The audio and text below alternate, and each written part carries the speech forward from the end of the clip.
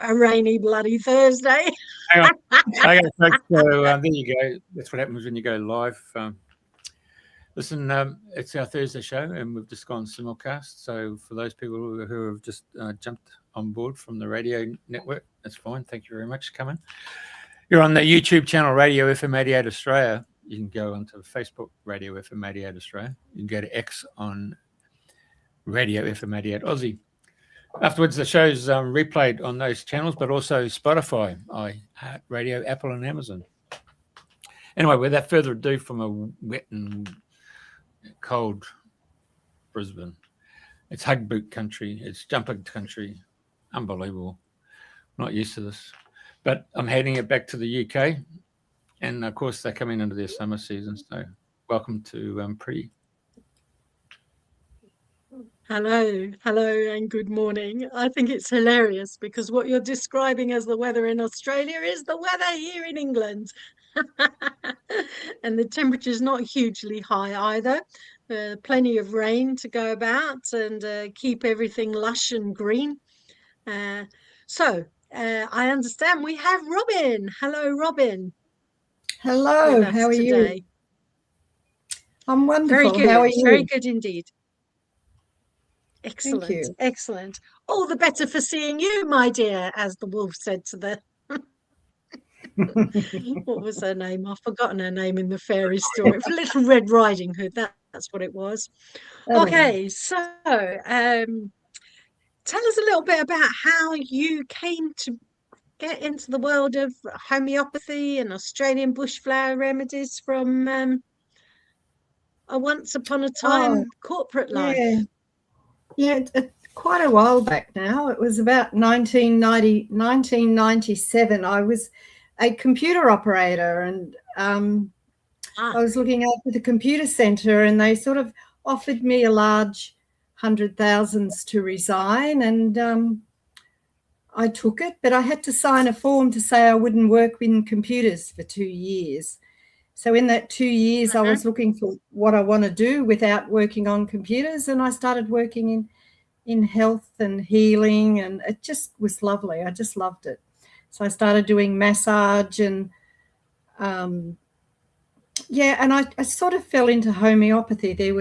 In Canberra, there was a homeopathic store in Kingston that taught homeopathy, and I couldn't get there quick enough, and I was there every week learning homeopathy. And then my son became a bit of an addict. He got hooked into that heroin thing when he was about 20, and I was offered to go. If I went to New York, he'd train me free in this home detox that he was teaching professors at the Lincoln Hospital in New York. So I said yes. So I went, and I trained for about 6 weeks learning home detox, which was acupuncture for the ears, and how to get people off heroin. Not heroin, that was over there, it was all cocaine. So they're all lined up. And I turned up one morning, and this line was right down the road, round the corner, and I started getting abused for jumping the queue. And they said, oh, no, she's the pin lady.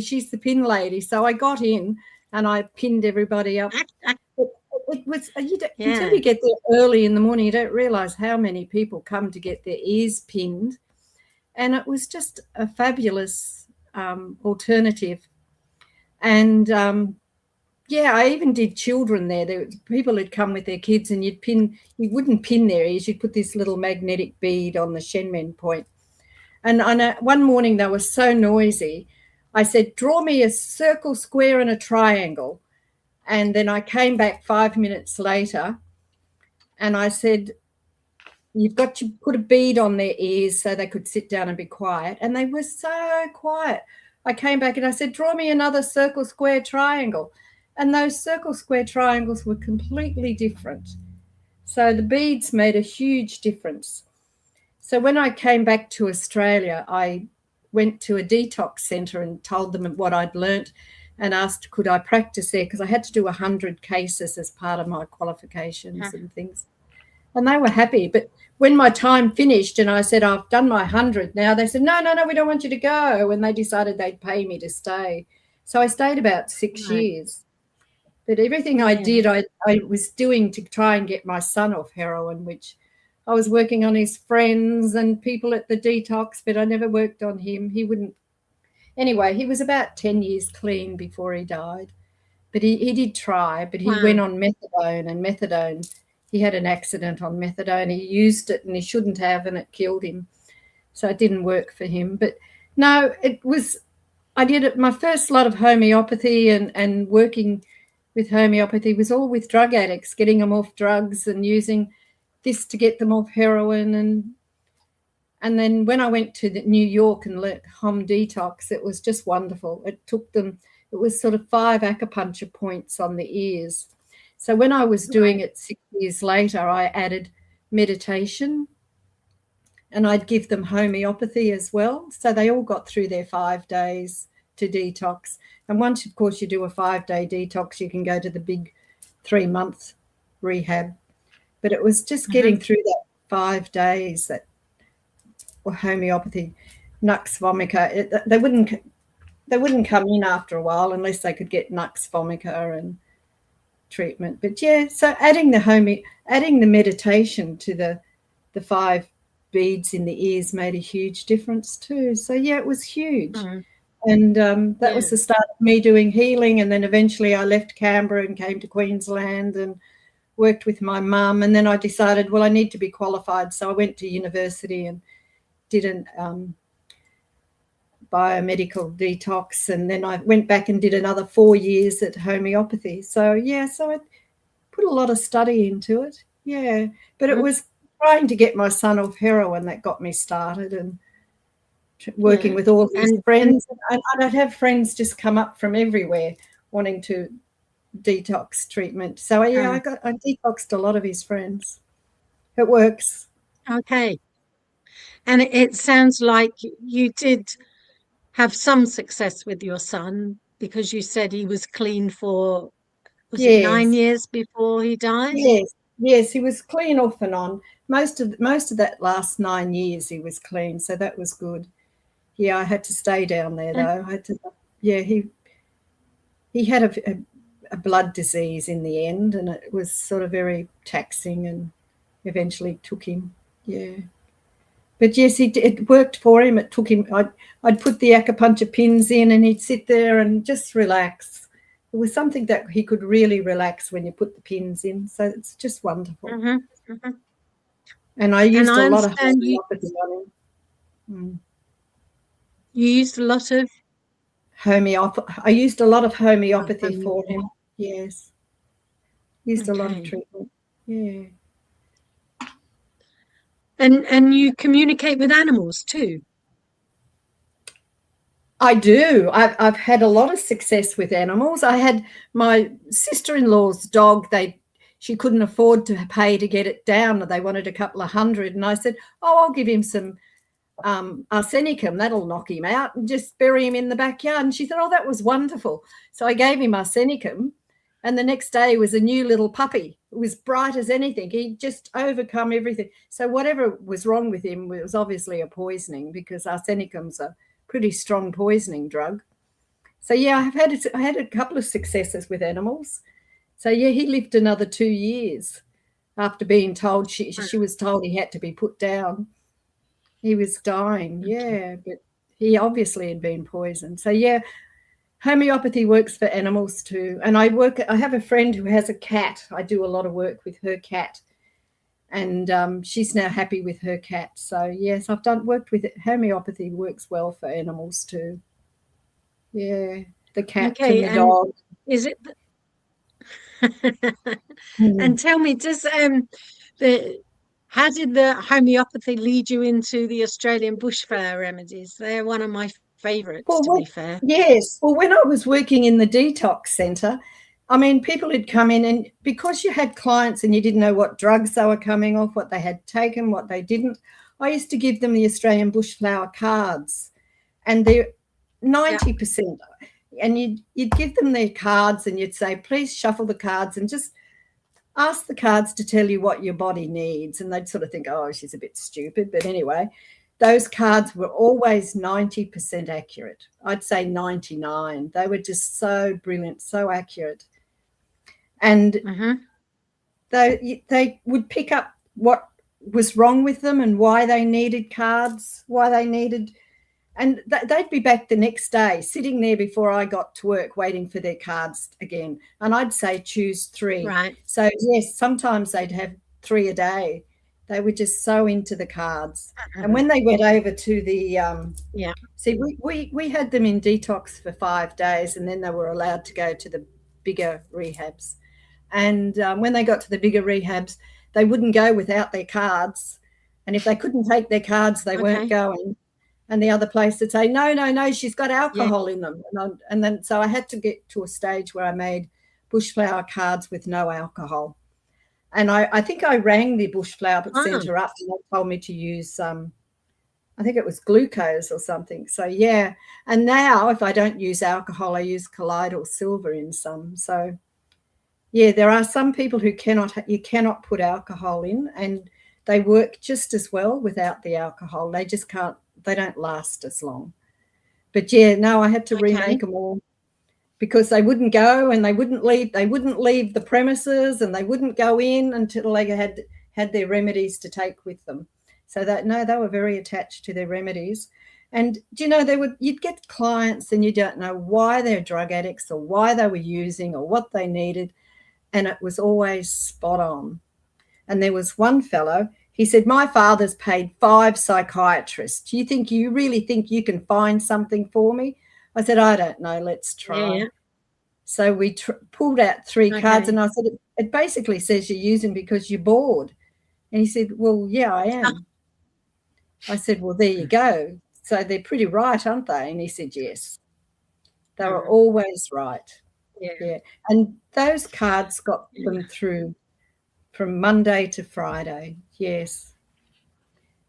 You'd have to swear by them. Yes, I can remember. I can remember in the past, I studied a lot of buckflower remedies, but when it actually came to using something, it was Australian bush, that far more intuitive. And I remember one time looking at Black-Eyed Susan. Whoa! And that I had quite a reaction to that, and we went with there. Did you ever meet Ian Wright? I did on a course once. Yes, he was lovely, long hair and a bit of a chauvinist type man, but he was lovely. Yeah, I did meet him once. Yeah, and he was quite impressed. I met him. I met him in London.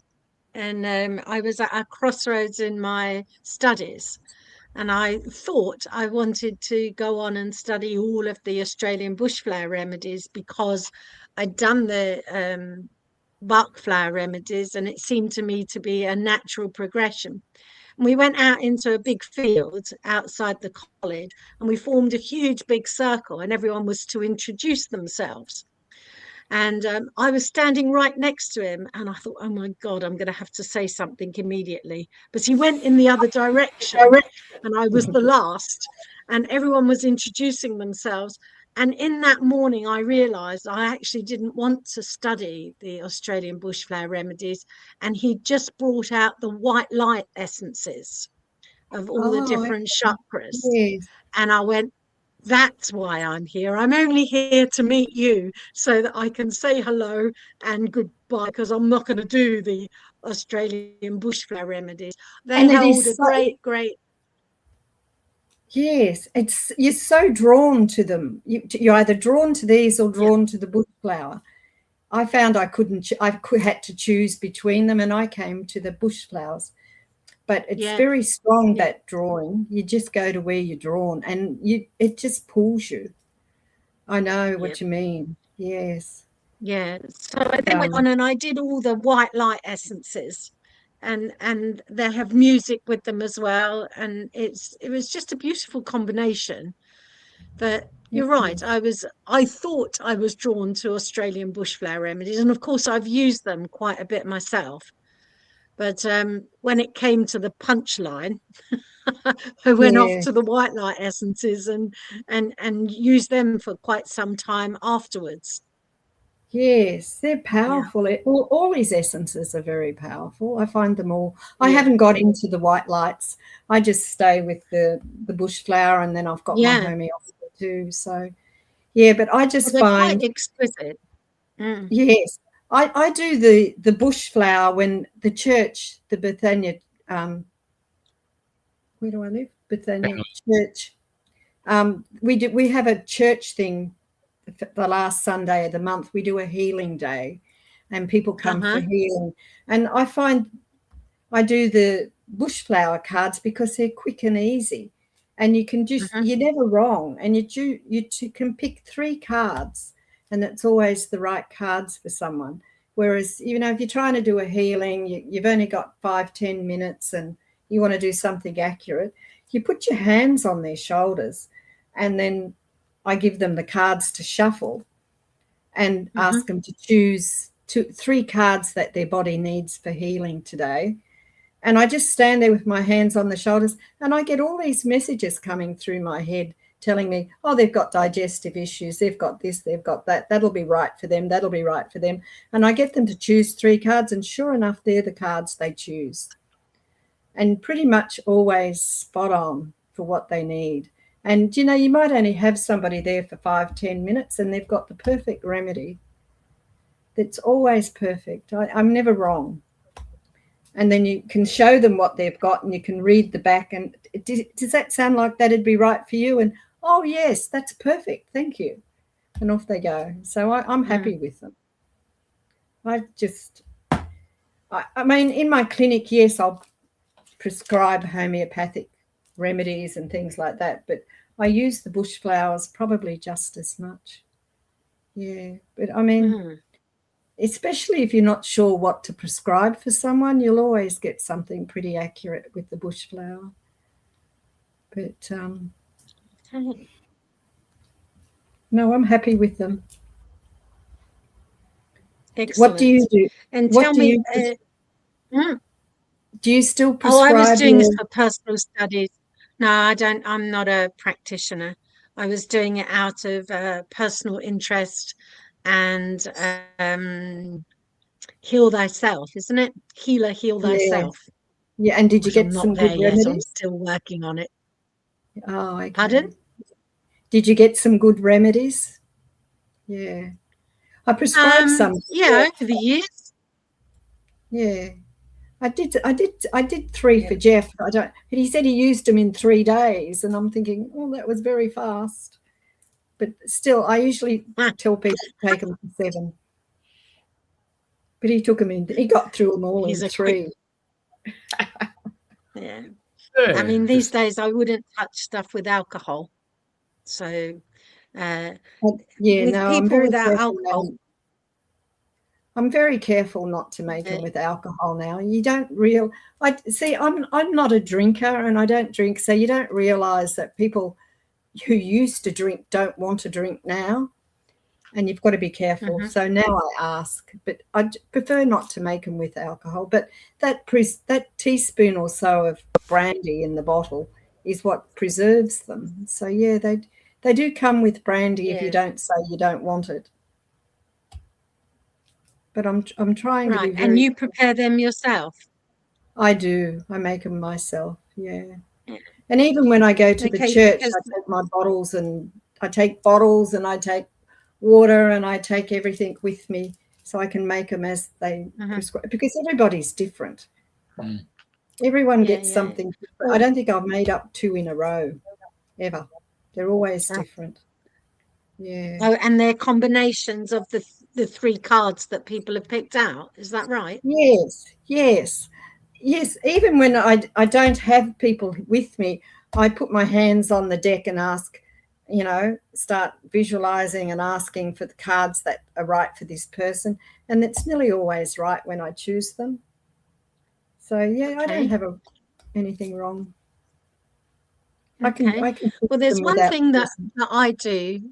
One thing I do that for propolis, for instance, that does come in alcohol, it's the only way to get it, is to put boiling water in and allow the alcohol to evaporate before using it. So that seems to me to be a reasonable way to get around the issue of alcohol with remedies. Oh, okay, right. No, I haven't tried that. That's a good way. Yeah. Okay, and I didn't know whether or not if they're the essences, I'm kind of wondering, would that affect them or not? Just the boiling water, because alcohol will evaporate at 80 degrees. So as long as it's there and you allow it to cool down, away goes the alcohol with a bit of luck and a fair wind. What if you made the essence and then made the alcohol and let the alcohol cool down and then put the essence in? Would that be the same? Otherwise, you can use glucose. You can use glucose. Glucose. I've used glucose to preserve them. Yeah, you can use glucose.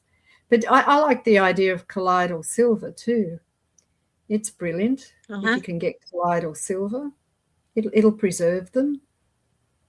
Yeah, good. Okay, interesting. Just nice swap and exchange of ideas in practice. Very good. And how many, you in your little biography you said that you had is it 3 children, and yes, one of your and your son died? Yes, my middle son. That must be is that about 10 years ago now then? Yes, that'd be about 12 years ago. Oh, 12. Okay. And how did that impact you and the family? Because that's a huge thing to no parent should really see the death of their children, in my view. But how was it for you? Well, my older son they were both in their 20s, I guess, by the time Paul died. So they were old enough to sort of cope. So they were married and had families. So, yeah, no, I was back in Queensland with my mum. So, yeah, I got over it. It took a while, but I guess the longer it takes, the more over it you are. I'm not sure whether you ever really get over it. I like being I'm a very spiritual person. I can talk to him on the other side if I really get depressed and go into things. Yes. So I like the fact I can talk to people, spirit on the other side. So that's good. I know so the connection is still there. The connection's still there. Yeah, I know he's there. That's fantastic. I know how he's going. Yes. I can't just chop off, sorry. No, he's still there. Yeah, that's really it. Yeah, he's part of my life still. Yeah. Brilliant. Mind you, all my children are still part of my life. Yeah. But there's a very interesting remedy I was only reading this week homeopathically. They're starting to say the machine you put babies in to x-ray them when you're pregnant is causing a HD ultrasound. Yeah, the ultrasound. Yeah, ultrasound is a homeopathic remedy. So they got everything they found from the ultrasound, because homeopathy is like heals like, and like heals like, they sort of find remedies from the like what's causing the disease and they went in to investigate this ultrasound that they put babies in, and they found that there was all these side effects from the ultrasound. So they made a remedy, and they've started giving the remedy to kids, and it calms them down and makes all these real hyper children very non-hyper. So it's been really amazing. So that's one of the big things in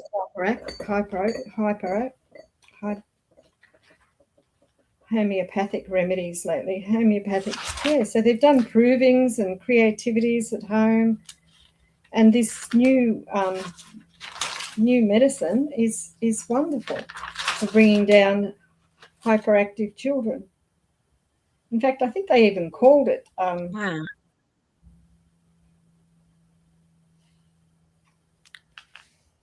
I'll find it. Yes, but yeah, so there's some new things coming out in homeopathy. But homeopathy is wonderful in India and Germany and all, but it's not good in Australia. So they pretend it doesn't exist anymore. But it's still here. It's not easy. Yeah. In Australia, they don't, you know, you can't buy it at the chemist, and it's not easy being a homeopath in Australia. Whereas I think if I was in Germany or India, all those places, homeopathy is regarded as powerful medicine. But here they like to think, oh, you know, it's just, you know, we don't sell it here. So it's very, when I started, it was in the chemist shops. You could buy it everywhere. And now, bit by bit, it's less and less. You can't even go to the chemists now. Sometimes you could see a cream with arnica in it, but most of the time it's very difficult to find homeopathy in Australia, which is probably why the bush. How do you source your remedies? I make my own and I sell them to my clients when they come. Yeah. As a client comes to see me, somebody rang today to say, oh, the cleaning lady's had a shock. Can you make her a remedy? I thought, oh, okay. So I make her a remedy and they come and get the remedy. But, you know, people ring up all the time for remedies. Yeah, so I make them. I make all my own. Yeah. But it's you can't go to the shop and just buy something. No, that's right. No, it's not good. Really? But in England, I'm quite surprised by that. Yes. Yeah. I buy a lot we of have remedies. A number of you have enough? Yeah. Yeah, no, yeah, we have a number of what they call homeopathic pharmacies, for want of a better description. Helios is a very big one in Neal's Yard in London and Tunbridge Wells.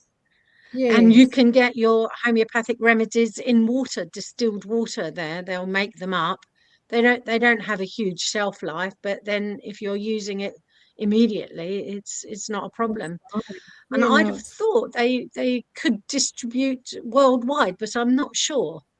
Yes, they do. I buy a lot from England, yes. I buy a lot of remedies from England, but you can't just go to the chemist here and buy them in Australia. We've got Martin and Pleasance in Sydney, but yeah, that's an online thing, yeah. But anyway, it's not as good as it used to be.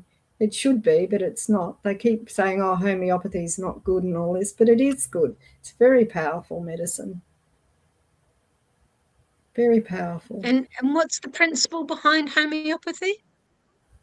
Like heals like. You know, like heals like. Yeah, like heals like. You can take something from the disease and make a remedy. If you really wanted to, you can take something from plants and make a remedy. It's like heals like. Remember in the old days, in Egyptian days and things, they say, oh, that flower's to heal skulls because it looks like a skull, or that looks like an eye, so it's just for healing eyes and things like this. And then they'd go and try it and you'd say, oh, yes, it does work. Yeah, so you got to, we're back. Yeah, it's a bit like that. But anyway, we get there. Homeopathy is a very powerful medicine and it works, and it's everything I've prescribed it for has healed and healed very fast. And I still have people who knock on the door and come for a treatment, and you make up a remedy for them. And if you don't know what to make for them, you make them bushflower remedies. They get whatever they need. Yeah. And if I go to the church on the last Sunday of the month, they have a healing day and we all do healings or readings. And I do the bushflowers there because it's quick and easy. But there's always people tapping me on the shoulder saying, can I have this? Can you make me this? Can you make me that? And the new one out is one for the killing all the worms and things in the body, which is supposed to be a natural remedy for cancer and things. And I was in my room and it was like these huge angels came down and took me off and showed me how to make it. And so I made it. And, you know, by the end of the week, I had about 20 people wanting remedies for different things. So, yeah, they let you know when you need to make something. Yeah, they're the cards. Yes. Have you made so this new one for the carry on? No, I was going to say that I was talking about something else. No, they're all the beautiful flower cards, yes. And see, there's a little writing down the bottom. That's what they're for. So you can always pick a card and know what it's for. Bit blurry. Sorry about that. Yeah. The one over to the left is pretty ugly. Grey spider flower. Oh yeah, but it looks like the tentacles of the Hydra in the Greek mythology. I think that's one when you're going through a change and you're sort of willowing off all that debris you don't need anymore, and underneath is a new plant. That's a good one, actually. It's going through change. Going through change, yes. See if I can pick one for you. Okay, go for it. Let's see where we're at. Personal power, taking responsibility. So you got one for responsibility.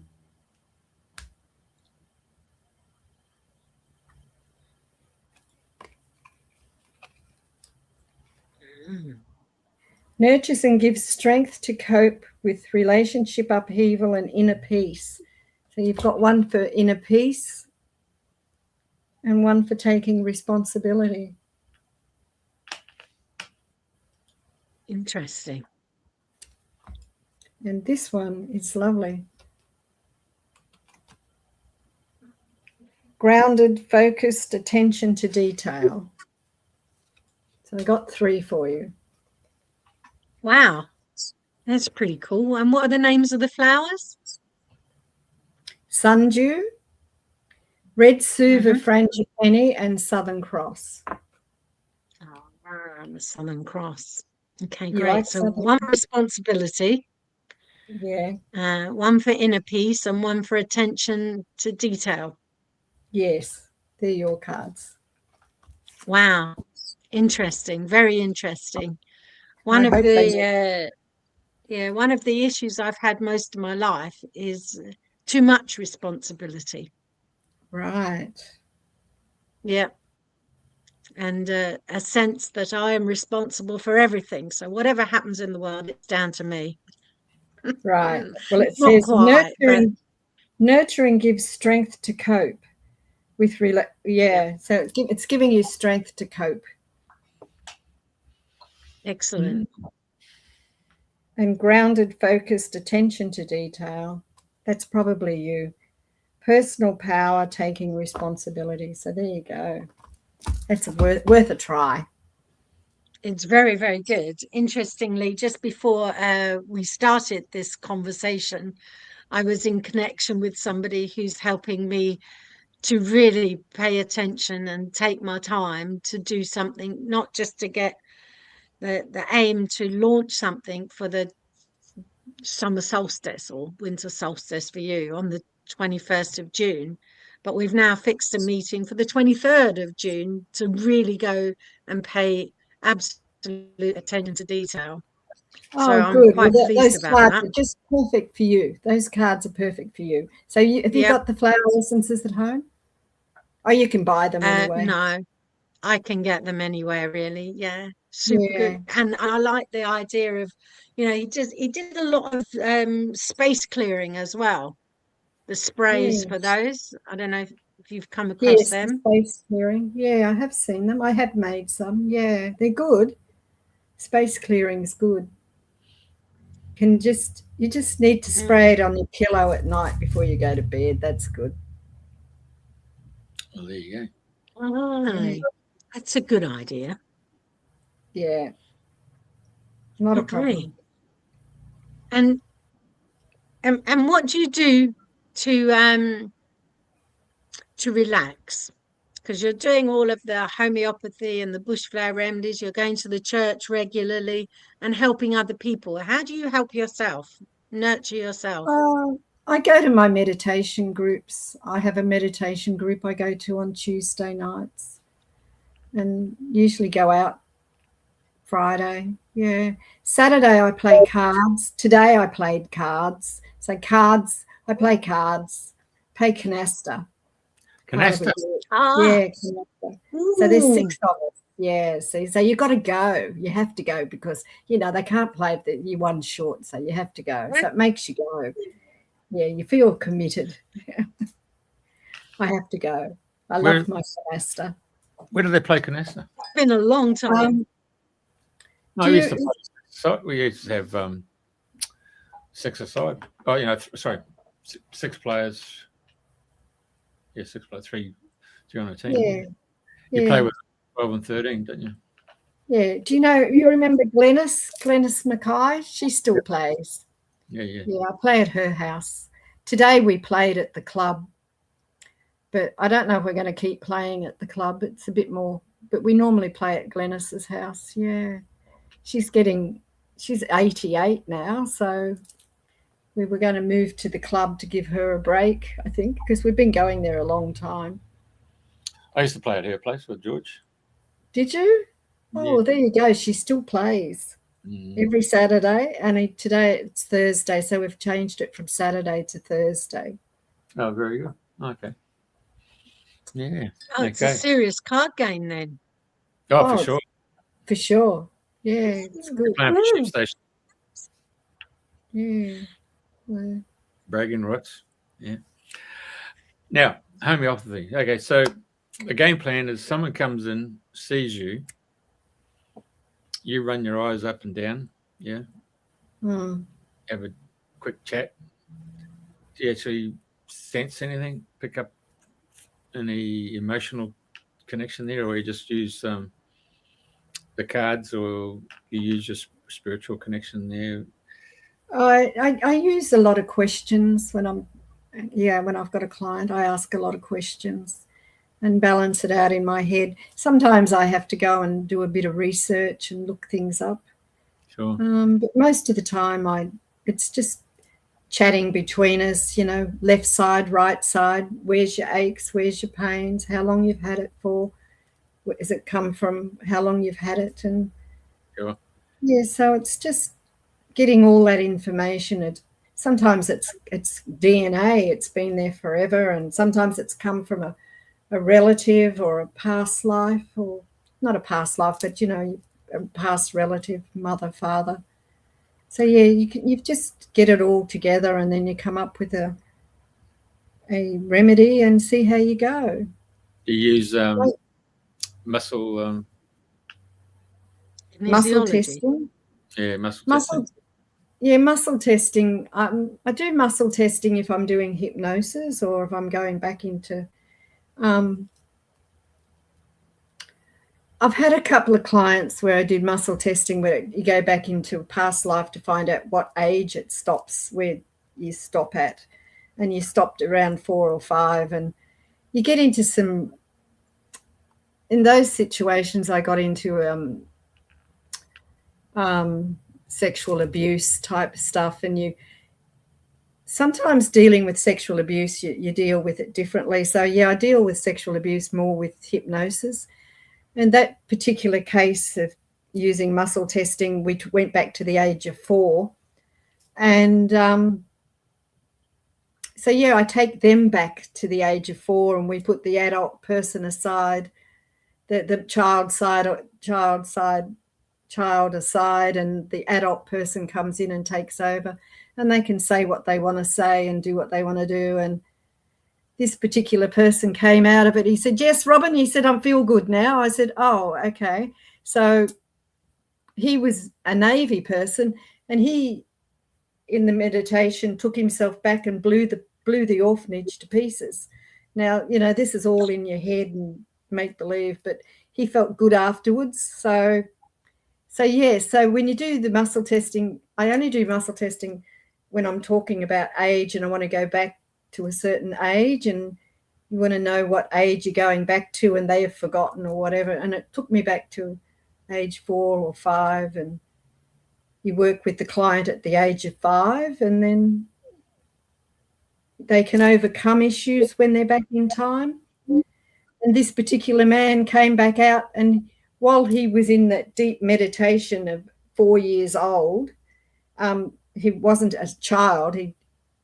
I took him back as an adult, and he took his Navy ship alongside the wharf and blew the orphanage and the person who had abused him to pieces. So for him, that was resolved. He resolved his issues. He couldn't do that alive, but he did it in his meditation, so he felt good.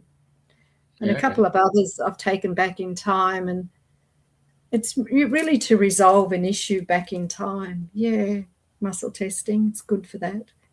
Yeah. I remember a mate of mine, he's now passed away, but he was a photographer, and he was asked if he would go to white lady funerals, and so he turned up, and this lady was in a Mercedes there, and she said, can you just give me 15 minutes? And he said, right, yeah. So then she comes out, and she's got a wedding dress on, and so he goes in there, and the funeral home is a coffin, and it's got all these rose petals on it. It's got photos of her and her husband at the wedding. Wow. Yeah. And so he takes a couple of photos, and she says, well, just need a couple. He said, well, you're going to be paying for the whole reel. It's 36. She said, okay. So she started going back like 18 years old and throwing the leg up under the coffin, and it's been really fun and all that stuff. Yeah, she's really brought herself out, Anyway, so Joe happened to say to her, I'm sorry to hear your husband passed away. Oh, no. My therapist told me, that bastard, he left me for a younger woman. she told me to go and see him off. He's dead, gone, see you later. So that's what she physically went and did, the process of. Yeah, well, I guess she coped with it better, didn't she? Yeah, well, yeah. Well, this fellow got his ship out in the ocean and blew it to pieces, and he felt good about it. So, yeah. I mean, how do you say, oh, don't feel good about it? I mean, he felt good about it, and I took him there. So, but I don't, when I do that sort of work, you don't sit there and analyze every little bit they're doing or saying, because they're doing it. They're saying what they want to say in their head. They're not talking out loud half the time. But that's, it's that sort of thing that they need to do quietly. They don't need to tell you all the details. So. But they do when they come back. Sure, I can understand. Yeah, it's 1,000 words, isn't it? So when you're creating that picture and then you see the picture, yeah, that's the end of that scenario. You're not taking it onto the rest of your life. I mean, isn't there that old saying about the old priest and the young priest, and they come to that stream, and there's a lady there, and then the old fellow puts her on, carts her across the other side of the stream onto the other side of the bank, and carry on walking. And the young priest says, why'd you do that for? He said, well, I left her back on the bank. You've been carrying her all this way. It's all about holding your thoughts, isn't it? Yeah. Yeah. Are you a great believer that sometimes your thoughts actually manifest into a physical organ? Like, say, for example, I didn't see that coming. So, you'd be looking at the eyes, or I fed up to the back teeth, or I didn't, like getting on my nerves. Can't stomach that. Got a shoulder just beside me. So, yeah. I've had some people who need surgery and won't have surgery, and the natural medicine's not enough, but they won't go back. That sometimes pisses me off. I think if you want to use natural medicine and your private medicine. Use them both together. Try. Yeah, so not actually piss me off, but it's like, I can say use both. If it's not strong enough, go back to what you had, and then you can halve it and use a bit of this and a bit of that. So the last thing everybody's been talking about ayahuasca and all that stuff, and other plant medicine type. Yes, toad or cactus. What's the other Indian stuff? Starts with P. Anyway, so have you come across a lot of that in your work where people have had... They do, but I just don't go into. I don't get into it. I don't even like pot. Peyote. Yeah. I don't like pot even. I don't get into pot either. So, I mean, I know pot's supposed to be wonderful and everything, but see, I come from addiction area where you've seen them so crashed they wouldn't even get out of bed to go to the toilet. You know, pot's made them like that. So I've only seen the bad side of all this pot stuff they keep saying is wonderful. So I don't even get in. I don't get into pot. No, I just stick to what the remedies I know, and I treat them with small doses and then I up the dose and things like that. I don't even do big high doses. But homeopathy doesn't. You don't need pot and cocaine and all those things. You can get it from other remedies. So I stick to I stick to non-addictive type things. I don't like addiction. You sure? So I don't prescribe something I know is going to be addictive. And if they are addictive, I sort of get them off, wean them off bit by bit. And then there's a lot of really good programs you can follow homeopathically. There's a fellow in England, I'm trying to think of his name. He's put a book together on how to do it in stages, different remedies and dopamine and things like this, wean them off, and you use dopamine to take them off and things like this. So there's a lot out there now that never used to be. So I stick with what I know. And if I have to do a bit of research, I'll look up what I need to prescribe. I don't prescribe addiction, no.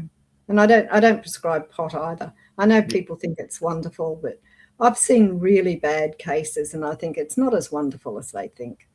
Maybe I'm wrong, maybe they're wrong, but I don't want to get into prescribing pot because to me, when I was working in detox, the guy who was in bed who wouldn't get out of bed to go to the toilet or he'd get up in the morning and pissed his bed was the pot guy because they just don't want to do anything. It just, when they're really, really bad, they don't want to do anything. They don't want to go anywhere. They don't want to get out of bed. They just don't want to go to work anymore. It just changes. It changes the brain. So I don't get into pot. I don't want to deal with it. So my remedies will make you well, and the emotional remedies are the bushflower remedies. They're the most brilliant bush emotional type remedies you can find, and it'll also heal bones and things like that. So homeopathy's got brilliant remedies for healing bones and aches and pains and backaches and whatever's wrong with you. You don't need to go into. I know everybody says it's wonderful and that's great. They could go work it all out and figure it all out, but I don't want to know it. So I'm not there. You know how the medical world has MRIs and X-rays and stuff like that. If you go back into Kirlian photography, I remember when it first came out, it was black and white, and there was a guy at Stone's Corner had the first machine that I'm familiar with in Brisbane, and you would go there and just put your hand in or just do the handprint. Obviously, it's all a long way since then, and it's probably in colour. Have you ever thought of having the Kirlian machine there where a person steps up and you take the photo of their physical body or their eyes or the face or something, or their hands, and then when they have done your prescription on their stuff, they come back and you just keep a little photo image each time with Kirlian to see how their auric field has changed somewhat? Because obviously the homeopathic is really and after physical and the emotional bodies, isn't it? Well, you can usually see that. You can usually see when you're looking at somebody if they're well. You can see those sort of changes when you look. But no, I haven't got a Kirlian photography, no. But if somebody wants to give me one, I'm happy to use it. But sure, 100%. No, I haven't got one. So there's lots I'd love to have, but I just don't have. But no, I just use remedies. Someone told me the other day that their baby was born early and they needed their baby had brain damage, and they put their baby on homeopathy for 4 months and there's no brain damage. So they I've seen And I thought that was wonderful. Thank you for telling me that. So, you know, you can use homeopathy for everything and anything. I just don't know why you wouldn't bother. But there's people who just don't bother, and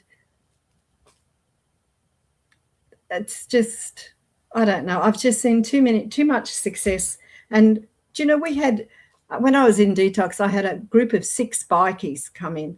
Their boss had told them they all had to come in. One of the bikies died from an overdose, and he told them all they had to cut their doses back and whatever. So they came in to do a 5-day detox, and they were just laying there when I pinned their ears for them, and I put some beads on their ears, and I did a meditation, and the boss walked in, and I've got the lounge room covered in these bikies, just laying flat out, deep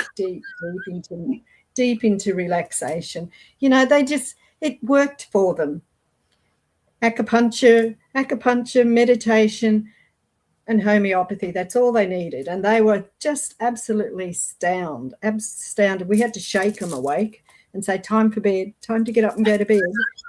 We're absolutely astounded. So if you said that, you know, you got stoned by beads in your ears and acupuncture and meditation, you know. I could just see them down the pub talking about it. Yeah, I had to really shake them awake and say, time for bed, guys, time for bed. Yeah, get them up and go to bed. Yeah. So, yeah, I just stick with the right stuff. And homeopathy, you know, it's an emotional balance. It's you can use it for sleep. It's attention to details. It clears blocks and base chakras. Its ability to cope. It's just a natural homeopathic remedy. So you can use it for everything and anything. It'll work for you. It'll take your pain away. It'll take your migraine away. It's just, why would you go for something else? Yeah. You know, it's non-addictive. It's harmless. It works. And, you know, I've had so many people who you'd think, oh, was it really working for them? Oh, I had one guy, he just got out of jail, and he came to me because he was addicted and he wanted to get off. And I said, well, you know, that sort of thing only works if you really, really want to, because if you don't really want to, you know, you just tell yourself as soon as you walk out of here, I'll go use. So no, I really, really want to. I've been in jail. I can't go back to jail. So anyway, I was told I wasn't allowed to let him in my house. So I said, okay. So we sat outside under a tree, and I said, I'll do the hypnosis for quit smoking, only I'll change it so it's a hypnosis to quit the drugs he was on. And he said, fine, I'm fine with that. And I said, if you've been in jail, how can you be so addicted? He said, I could get the drugs, I just couldn't get a needle. And he showed me all these ugly scars up his arm. He'd used a biro as a needle. Oh, it was horrible. Oh, shit. Stuff. He said, since I've only been out a couple of weeks, and he said, they're giving me free drugs. I said, oh, well, that's nice. They just want you to get addicted to them. He said, yes, and I can't. I don't want to be addicted to them because I'll be doing crime and I'll be back in jail. I said, all right, well, if that's what you want, we'll do it. So I did a hypnosis. I took him really, really deep and said, you don't need it. You don't want it. You're healed. You don't need to use anymore. And I'd converted this quit smoking hypnosis, which is about an hour long. It was so involved. And I took him through that. And I did some acupuncture on his ears, and I put the little bead. I said, now, if you get anxious or anything, just press this little bead. And it was on the Shenmen point for relaxation. And he said, thank you, thank you, thank you. And he promised me he wouldn't use. And I said, that's the best I can do. Anyway, I gave him some Nux Vomica to take away. And I heard about 2 weeks later, somebody said, oh, he got a job. He moved. He's got a job. He doesn't want anything to do with any of us anymore. He won't have anything to. I said, oh, never mind. You don't need him. No, he was such a bad character. He'd been to jail and he'd stabbed people and all this. And I said, well, he's okay now. He's not near any of you, is he? No, he won't come in. Won't have anything to do with any of us. I said, well, that's good. So he moved away from them all, got a job and stopped using and got his life sorted out. So that was, yes, that was brilliant. Yeah. But sometimes you use a combination of hypnosis and acupuncture and homeopathy, and you just use whatever you can use, whatever's available, whatever you need to use when they come and see. Yeah, so it's good. I see in your program there that you're Reiki as well. Yeah, I do Reiki. Yeah, I did Reiki years ago. I still do it from time to time. Yeah. But it's all there. There's so many healing things out there now. There's I don't even know half of them, but there's so many out there. You just do what you're guided to do, and it works. Yeah, sure. I don't charge heaps.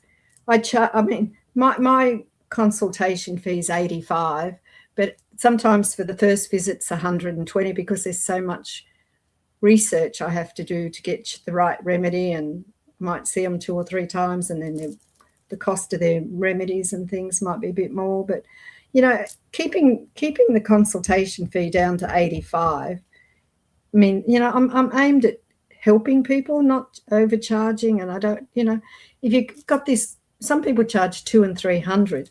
I know I did a course for healing. It was when you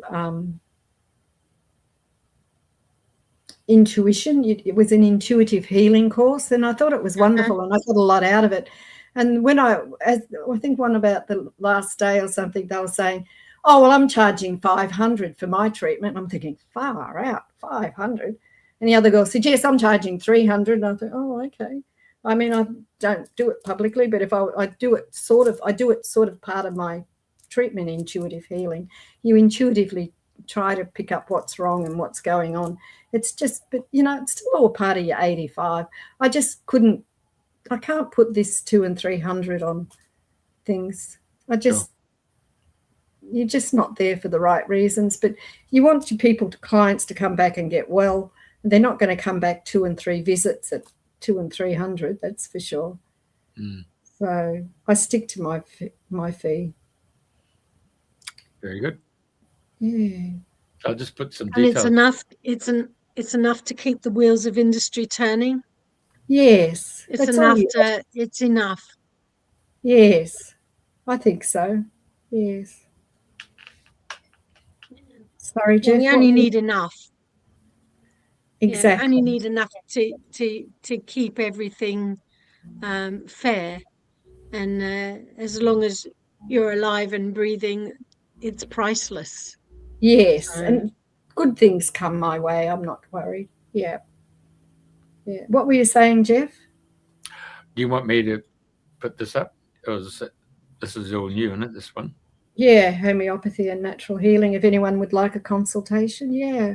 I'd love to do some online type work. That'd be great. Do you think there's a difference between doing something online and somebody sitting next to you or sitting under the tree? Does it make a difference? I used to think there was, and I didn't want to do online, but the more online I do, I get very involved and I feel the energy. Yes, I feel I can treat online as well as I treat face to face. So I'm happy with online. Yes, and I find more and more people are doing online than I was doing. Yes, I sort of always thought, oh no, I don't want to do online, but it's not quite the same. But it's, do you know, you can connect really well online. I'm quite happy with connecting online.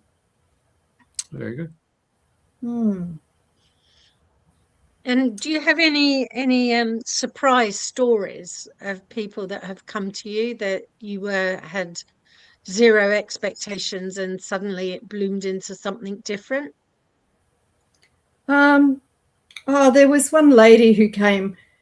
She blew me away. She had a sugar. She went to somebody and got injected with sugar, and she had all these sugar allergies, and it was really hard to find. It took me ages to work it out, but she didn't believe me. But she was full of all the sugar. Had done a lot of damage to her body, and that was probably. But she never come back after I explained it all to her. So. But yes, she went for some injection, and this fellow he'd injected her, and she knew he injected her with sugar, and she had a lot of damage from sugar. Well, a solution of sugar. Yes, yes, and she was in a lot of pain, and all these things I'd come up with just fitted in with a sugar allergy. And I put it to her, and she said, oh, well, he did inject me with sugar. Yes, he did say it was sugar. It was harmless. I thought, well, it's not harmless. It's done a lot of damage. Oh, okay, she said, and off she went. So, yeah, that was probably... So you don't know what happened? No. I rang a few times. The boyfriend said, oh, yeah, she's coming back. She's coming back. And I thought, oh, okay. But she never come back. No, but she was injected with sugar. Yeah, that was quite terrifying, I thought. Yeah, no. But anyway, I've never heard that one. No, and it causes a lot of damage too, sugar. Yeah. It does. I just simply can't imagine someone going to another person to be injected with sugar, which is almost a poison. And she said she first of all said she didn't know, and then she said, well, he asked me I could inject you with something. She wanted to be injected with something harmless, and he used sugar. And I said, well, sugar's not harmless. It's done a lot of damage. Oh. It did a lot of damage. But anyway, that was... Well, yeah. So. It is, isn't it, for number one? But then millions and millions of people have got sucked into doing something they shouldn't have done. Yeah. Oh, yeah. And they paid money for it too. So anyway, how did you rectify those who were placed in that position in the last 4 or 5 years? Have you had any people who've come to you? No, I haven't had anyone really bad. I have a lady who comes from time to time, and I help her, and she's decided this remedy won't work at 60, it must be a 30, and she's got all her remedies worked out from her treatments, that if I say, oh, well, I'm going to give you arnica 30, she said, no, it doesn't. No, I think I was going to give her arnica 200. She said, no. The only remedies that work for me are 30, Robyn. I just want 30. So I've got clients now who tell me what they want. They're quite used to what I prescribe, and they tell me what they don't want and do want. So I just say, okay, fine, try this first. If it doesn't work, come back and tell me. So we've seen a lot more people who have got their qualifications from Dr. Google, have we? Oh, well. Yeah, probably. Yes, I used to prescribe very low remedies too, and I like to raise them up a little bit as if they've been a couple of times, and it sort of put me back down. No, I don't want it that high. I just want the low one. Oh, try a little bit higher. No, I just want the low one. So, yeah, I have people. But the higher ones are far more subtle, aren't they? Then the higher it goes. Well, higher the number. Yeah. Higher first aid, and then you go lower. Yeah. But 30 is your general. So a lot of people like just 30. So you sort of squabble sometimes between dose. But no. So when you say 30, you're talking about milligrams or milliliters? No, mils. 30 tablets. Yeah, your remedies go 6, 30, 200. And then 1,000, yeah. So you try and stay around the 6 and 30. But if it's a first aid and you want something fast, you go 200. I have another friend who's a homeopath, and he starts everything off with a 1M. It's like give them all a big dose first, and then feed them up, pile up the lower dose. So you find every homeopath's a little bit different. They've got their own way of prescribing. I try and keep mine low. But then I do go high every so often. So it just depends on the case. You can be different all the time. Yeah. People have been injured and they've got broken bones, and so yeah. Well, there's a good remedy, bone knit. It's got another name, but it's called bone knit, and it knits the bones. And I've given that to a few people with broken bones, and their bones have knitted really fast. So yeah, you can use bone knit for broken bones. Oh right, because there's that plant, isn't it? They used in the Crimean War when they ran out of plaster of Paris, and then they God, what's the name of that plant? It's a big broad leaf. They used to create a poultice around bones and around your. God, I can't think of it now. I know the place down at Mudgeebar has it. Mudbrick Herb Farm has it. It's also a natural fertilizer too. Yeah. So. What's the starts with C? You girls carry on, and I'll just go and look. Not Cantharis or something. No. Hey? Cantharis or something. Oh, no. No. You're going to have to consult Dr. Google, Jeff. All right. Just to jog your memory on everything. Yeah. I was going to say I've written a book too. It's called AcuDetox. Oh, yeah? I got it. AcuDetox. Comfrey is a... Comfrey. Yeah. Comfrey. Comfrey's good. Comfrey. Yeah. Sorry. Probably the herbal comfrey is better than the homeopathic comfrey, although they're a bit different, I think. Yeah. Oh. I wouldn't prescribe comfrey for the bone. I'd go to bone knit. Yeah. AcuDetox. I put here the 5 points on the ears that you use when you're detoxing. Yeah. The Shenmen, sympathetic, kidney, liver and lung, and clinical procedure for practitioner to use so you can teach practitioners. Right. And what's the name of the book? I'm just calling it AcuDetox. AcuDetox. Yeah. And where can people get that? Oh, they'll have to ring me. They'll have to send me an email and I'll send it. And there's a practitioner's notes and there's homeopathy in there. Kinetics. I finished it with putting tapping because there's meditation in there, but the last part is the remedies you use: Nux vomica, Avena sativa, arsenicum, album, gelsemium, tobacum, quorum, and sulfur. Different ignatia, natrum miraticum, lachesis, different remedies for different parts of detoxing. And I put another page in the bottom at the back because tapping, people tap around the eye and things like this and down here. And that actually helps. Yeah. That helps. It does. With detoxing. Yeah. So I've added that at the end, tapping. That's. So is that the EFT, is it? Yeah. Yes. I have a theory about that. Do you? Yeah, that when people start tapping and they get in touch with their bodies and they are distracted away from whatever it is that's bothering them and they're back in the body again.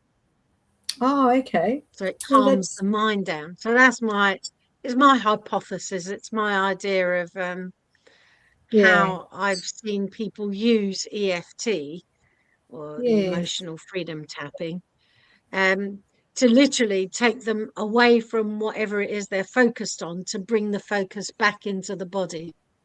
Yes. And then when you're back in the body, you're back in a different dimension. Yeah. Brilliant. Well, that's just my idea. It works. It's perfect. Wonderful. Yeah. Right. So in this conversation, Robyn, is there something that in a subject line that we haven't discussed that you would like to share with the world? No, I think we've covered just about everything. Yep. Thank you. Thank you for having me on tonight. Dreaming a new dream. Yeah. In your dreaming a new dream, in 5 years from now or 10 years from now, what would be your ideal in the world of homeopathy and where you are? I would just like more. I would like more online clients. I'd like to be doing more online. I'd be able to be sitting at my computer, resolving some issues and posting off their remedies. Yeah, I'd love to be doing more online. So that would be wonderful. So if anybody wants online prescriptions, let me know. Yeah. Well, I'll tell you what, I'll send you an email from England and you can send me the book and we can start there. Wonderful. No worries. Thank you. Thank you for having me. Marvelous. You'll be the undisputed world champion, Queen of Canasta. Oh, thank you. Canasta. Thank you. Aha. John, Jeff likes to put a bit of fun in the whole remedy and the whole ingredients of the dreaming the new dream. Wonderful. Thank you so much for having me. Queen Canasta. Yep. Oh, yeah. Now, do you want me to just log off? No, wait. We'll just say good night. Good night. Yeah. Good night.